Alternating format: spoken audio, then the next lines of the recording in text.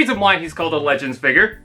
Doesn't mean he's a legend for a good reason. Many people don't like the redesign, but honestly, I find it menacing. Sure, we can make jokes about it. Pretty sure every 5-year-old will call him the Dorito Man, but there's something either creepy, shifty, or duplicitous about him. He just doesn't seem like the type of character that cares for anyone's interest except himself. But his mannerisms are just so slimy, even if he's sitting behind Megatron, admiring his work from behind the scenes, and witnessing as his plans follow through. Thank you to Risebell for sending this out. I appreciate it. Starscream in the film transforms into an F-22 Raptor, or at least that's what I think. Early Legends figures for the movies didn't really have the best engineering, considering it was already hard enough for the mainline releases to get the design elements. Taking in the size, that seems difficult. Keen-eye viewers might be investigating this, may have noticed something a little strange. Well, Sherlock, nothing gets past you. This is actually, from what I know, a knockoff. It's basically the same figure, but some tones might be off. I believe the cockpit should be more of a yellow rather than an orange hue. This military jet is certainly not the cleanest. The colors are all over with the pearl brown and solid gray.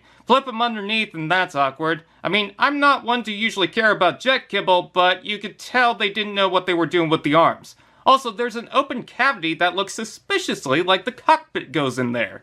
They wouldn't do that. Wait. Well, to be fair, the wings look clean and the front of the jet looks fine enough. Plus, with the arms out, you could probably not do the Gerwalk, but that'll do. It's okay enough. You can't really expect perfection even from the masterpiece. It's small and swooshable, so whatever. Plus, the silver trim isn't bad either. Starscream in jet mode isn't really going to exceed any overly excited expectations if that even exists. If you just want it to do its job, well, it does it with a few little quirks. It's just alright. Does what it needs to do, so I'm not mad about the figure in this form. Robot mode.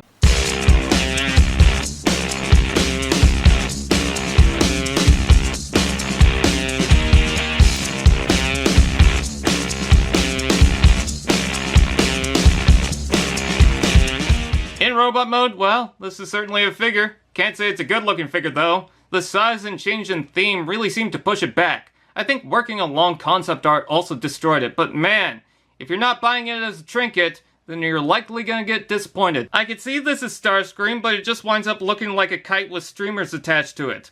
I could see key details, but it's all flat and squished. It's like taking a Starscream Play-Doh mold and putting it on a roller. Paint is okay with the silver and dark color, but what the hell is going on with the arms? Flip the elbows straight, and I have to tell myself this is correct and I didn't just swap them out. They look like they're in reverse. Megatron, I'm sorry I failed, but what did you expect from someone with arms made of paper? All I can do is slap someone. That head is like a hamster with its cheeks full of cheese so much that it's starting to come out. There's no rotational joint, no separation, so it's all connected to the body. Is he supposed to be a rodent? What was the planning here? Well, it's good to see that you can flip up the wings and turn it into a bunny. Ball joint arms, elbows, and hips, but the point of the ball joint hips is mostly for the transformation. How it's designed, it doesn't really go forward to back. There's really no point to it. I guess that's why the pin allows the hips to shift side to side. At least they got the cockpit in the torso. Credit to that. You know, sometimes things have too much back kibble, and then Starscream looks almost caved in. Can't say this figure is good. I guess it's iconic for how bad it is. I guess it's not the worst figure, and I can see what was putting them back, but I can't pretend it's excusable. This isn't really good. If you just want a little Starscream to fly around and mess with as a desk figure, I guess you could get this, but unless you like the design, I think there's other things you can snag. Again, not the worst, but not good. Still, thanks to Risebell for sending this. Is the Hamtaro theme in your head yet?